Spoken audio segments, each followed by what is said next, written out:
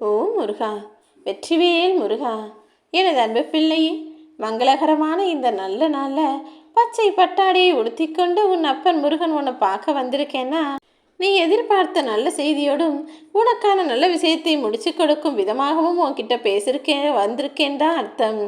என்னுடைய நாமாவளி பெயர் கொண்ட ஒருவர், அதாவது கந்தா முருகா எனும் பெயர்களில் ஒரு பெயர் கொண்ட ஒருவர் உன் வாழ்க்கையை மாற்றுவதற்காக உன்னை தேடி வருவார். உண்மை என்னன்னா, அவரோட ரூபத்தில் நான் தான் வந்து உனக்காக நீ நீண்ட நாளாக என்னிடம் கேட்டுக்கொண்டிருக்கும் விஷயத்தை முடித்து தருவதற்காக வரப்போகிறேன். உன்னை தேடி வரும் அதிர்ஷ்டத்தை ஒருபோதும் தவற விட்டுவிடாதே என் செல்லமே. இனி நடக்கப் போகிற விஷயங்களை மட்டும் பொறுத்திருந்து பாரு. காலம் எல்லாவற்றையும் உனக்கு எடுத்துரைக்கும் நான் சொல்லிக்கிட்டே இருந்தேன் அல்லவா? இதோ உன்னை சுற்றி இருக்கும் போலியான விஷயங்களையும் போலியான மனிதர்களையும் நீ உணர்ந்து கொள்ளும்படியும் உன் வாழ்வில் நடித்து கொண்டே இருக்கும் நல்லவர்களையும் நீ பார்க்க போகிறாய். இத்தனை நாட்களாக எது எப்போது நல்லபடியாக நடக்கும்னு எதிர்பார்த்து காத்திருந்த நீ இப்போது அனைத்துமே நல்லபடியாக நடப்பதை பார்த்து எனக்கு நன்றி சொல்ல தயாராக என் செல்வமே. நீ கடைசியாக நிம்மதியாக உறங்கியது உன்னுடைய தாயின் கருவறைதான்னு சொல்லக்கூடிய அளவுக்கு இந்த உலகில் பிறந்தது முதலாகவே போராட்டத்தோடு தானே வாழ்க்கையை வாழ்ந்துக்கிட்டு இருக்க.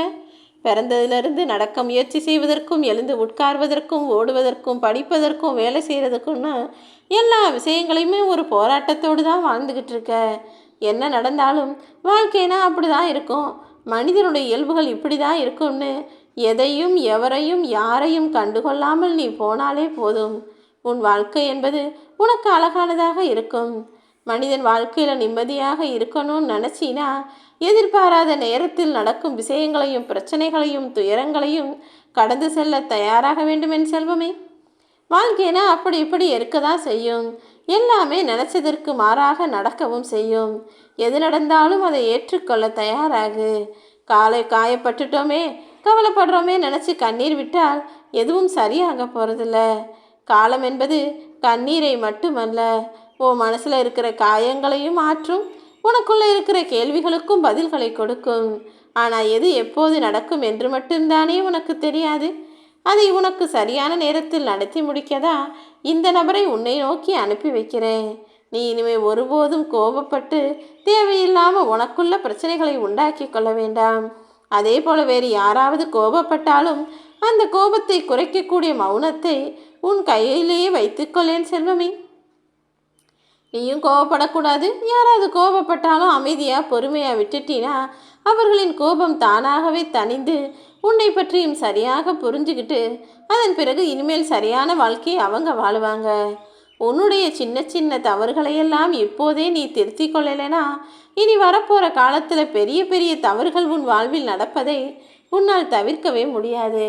அதனால தான் ஆரம்பத்திலேயே சொல்கிறேன், எப்போதும் எல்லா சூழ்நிலையிலும் உனக்கு துணையாக இருக்கக்கூடிய மௌனத்தை உன் கைகளிலேயே வச்சுக்கோ. இல்லைனா மறுபடியும் மறுபடியும் நீ காயப்பட்டு கொண்டே இருக்க வேண்டிய சூழ்நிலை வரும் என் செல்வமே. உன் உடம்புல பட்டு குத்தி கிழிக்கிற முள்ளாக இருந்தாலும் சரி, அல்லது உன் மனசையே குத்தி காட்டி பேசுகிற மனிதர்களாக இருந்தாலும் சரி, ரெண்டுமே உன்னை காயப்படுத்தக்கூடிய விஷயங்கள். தூக்கி தூரமாக எரிஞ்சிட்டு உன் வேலையை பார்த்துட்டு போய்கிட்டே இரு. உறவினர்கள் மனசில் சில வருத்தங்களை வச்சுக்கிட்டு அவங்களை பற்றி யோசனைகளை வருத்தல்களாக வச்சுக்கிட்டு நீ அவங்க கூட சேர்ந்து வாழ்வதை விட சில பேரை விட்டு பிரிந்து விடுவது தானே உனக்கு நல்லது. உறவுகளும் மனிதர்களும் பிரச்சனைகளை கொடுக்க தான் செய்வாங்க. ஏதாவது ஒரு விஷயத்தை தவறாய் செய்யவும் தவறாய் பேசவும் தான் செய்வார்கள்.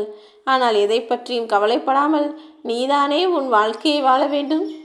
யாருடைய அன்பையும் பெற்றுவிட்டதாக பெருமைப்படாதே. ஏன்னா மனிதர்களுடைய குணம் அவ்வப்போது நொடிக்கொரு முறை கூட மாறக்கூடிய சக்தி வாய்ந்தது. இந்த உலகத்தில் யாருடைய அன்பும் எப்போதுமே நிரந்தரமானதாக இருந்து விடாது என் செல்வமே. உன்னுடைய வாழ்க்கை முழுவதும் நீ மகிழ்ச்சியாக இருக்கணும் தானே ஆசைப்படுற. அப்போ நான் சொன்னது போல யாரிடமும் எதையும் எதிர்பார்க்காமல், எந்த உறவிடமும் அன்பையும் பாசத்தையும் வேலையையும் காசையும் எதிர்பார்க்காமல் உன்னுடைய வேலைகளையும் உன்னுடைய வாழ்க்கைகளையும் மற்றும் பார்த்தால் போதும். நல்ல எண்ணங்களை உன் மனசில் வச்சுக்கிட்டினா நீ உன் வாழ்வில் அறுவடை செய்யக்கூடிய காலம் மிகவும் ஆனந்தமானதாக, நிறைய நல்ல விஷயங்களை உனக்கு திரும்ப தரக்கூடியதாக இருக்கும்.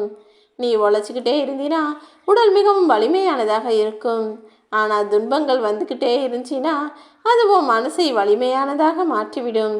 ஆக மொத்தத்தில் உன் மனசு வலிமையோடும் தைரியத்தோடும் துணிவும் கொண்டதாக மாறி விடுகிறதல்லவா? ஐயோ, என் வாழ்க்கையில் துன்பம் வந்துடுச்சே, நான் தனிமையில் கஷ்டப்படுறேனே நீ நினைக்கிற. ஆனால் இந்த தனிமை உனக்கு தரக்கூடிய சக்தியையும் தைரியத்தையும் எந்த மனிதர்களாலும் உனக்கு கொடுக்கவே முடியாது. நீ முன்னை விட இப்போ தைரியமான ஆளாக இருக்க. தனியாக எல்லா விஷயங்களையும் சமாளிக்கக்கூடிய திறமையோடு இருக்கன்னா அதுக்கு காரணமே இந்த துன்பங்களும் பிரச்சனைகளும் தானே. காயங்கள் இல்லாமல் கனவு வேண்டுமானால் காண முடியுமே தவிர வலியும் வேதனைகளும் இல்லாமல் வாழ்க்கையில் மனிதன் வெற்றியை பார்க்க முடியாது. எப்போ யாருடைய வாழ்க்கையில் கஷ்டங்களும் பிரச்சனைகளும் வலியும் வேதனையும் வருதோ அவன் நிச்சயமாக ஜெயித்தே தீருவான். குறிக்கோளே இல்லாத வாழ்க்கை என்பது முள்ளே இல்லாத கடிகாரம் போன்றது. கடிகாரத்தில் முள் இல்லைனா என்னன்னு நீ நேரம் பார்ப்ப? அதே போலதான் வாழ்க்கையில் குறிக்கோள் இல்லைனா நீ என்ன வாழ்க்கையை வாழ்ந்துட போற? அது நின்றாலும் ஓடினாலும் பயன் இல்லைதானே. அதனால் உனக்குன்னு ஒரு குறிக்கோளையும் லட்சியத்தையும் வச்சுக்கிட்டு அதற்கென வேலைகளை செய். உன் உடலில் சோர்வுங்கிறது இருக்க தான் செய்யும். ஆனால் உடல் சோர்வு என்பது ஒரு பலவீனம் கிடையாது. நீ மனசு வச்சினா அந்த உடல் சோர்வை நீக்கி உண்மையிலேயே நீ ஜெயிக்க முடியும். உடல் சோம்பலாக இருக்கோ இல்லையோ உன்னுடைய மனசு சோம்பலாக இருக்குங்கிறது தான் உண்மை. மனச்சோர்வு என்பது உடலையும் சேர்த்தே சோம்பேறித்தனமாக்கிவிடும். முதல்ல என்ன நடந்தாலும் எது நடந்தாலும் உன்னுடைய வேலைகளை சரியாக செய்வதையும் உன்னுடைய கடமைகளையும் பொறுப்புகளையும் முறையாக செய்வதையும் மட்டும் நீ நிறுத்திவிடாதே என் செல்வமே. உன் வாழ்க்கையில் உனக்கு கிடைக்கக்கூடிய அனுபவங்களை எல்லாம் தினமும் சேகரித்து வச்சுக்கிட்டே இரு. இனி வரக்கூடிய நாட்களில் அதன் மூலமாக உன் வாழ்க்கையை நீ எச்சரிக்கையாகவும் கவனமாகவும் விழிப்புணர்வோடும் வாழலாம் என் செல்வமே. நடுத்தெருவில் நிற்கக்கூடிய நிலை வந்தாலும் யாருக்கும் தொந்தரவில்லாமல் சற்று ஓரமாக நிற்கவே பழகி கொள்ள வேண்டும். அப்படிதான் எவ்வளோ கஷ்டப்பட்டாலும் யாருக்கும் எந்த பிரச்சனையும் தராமல் நான் என் வாழ்க்கையை ஓரமாக வச்சு வாழ்ந்துக்குவேன்ற எண்ணத்தோடு நீ வாழ ஆரம்பித்தால் அப்படி ஒரு சூழ்நிலை உனக்கு வராது. எல்லாமே சரியாக நடந்து நீயும் உன் வாழ்க்கையை நிம்மதியாய் வாழும்படி நான் செய்து முடிப்பேன். இப்போது உனக்கான அதிர்ஷ்டம் உன்னை தேடி வரப்போகுது. உனக்கு பிடித்தவர்களுக்காக நீ நிறைய நேரம் செலவழி. அதன் மூலமாக அவர்கள் உன் அருகிலேயே இருப்பார்கள். பணத்தை மட்டுமல்ல நேரத்தையும் சிக்கனமாக செலவழியன் செல்வமே. தேவையில்லாமல் பொழுதுபோக்குக்காக நேரத்தை வீணடிக்கவோ அல்லது தேவையில்லாத விஷயங்களுக்கும் தேவையில்லாத மனிதர்களிடம் போய் பேசி நேரத்தை வீணடிக்கவும் வேண்டாம். மனிதர்கள்லாம் மாறிக்கிட்டு தான் இருப்பாங்க. அவங்களுடைய குணமும் யோசனையும் எண்ணமும் செயலும் மாறுதான் செய்யும்.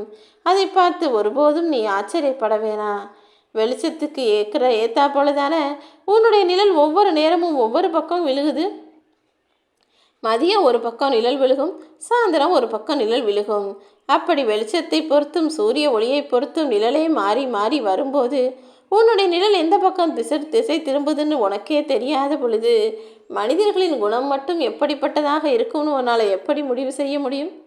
எல்லாரும் எப்படியும் வாழ்ந்துக்கிட்டு தான் இருப்பாங்க. அவங்கவங்க தேவைகளை தீர்த்துக்கிட்டு தான் இருப்பாங்க. நீ உன்னுடைய வாழ்க்கையில் கவனம் செலுத்தி அதற்கான பொறுப்பை என்னிடம் விட்டுவிடு. ஓம்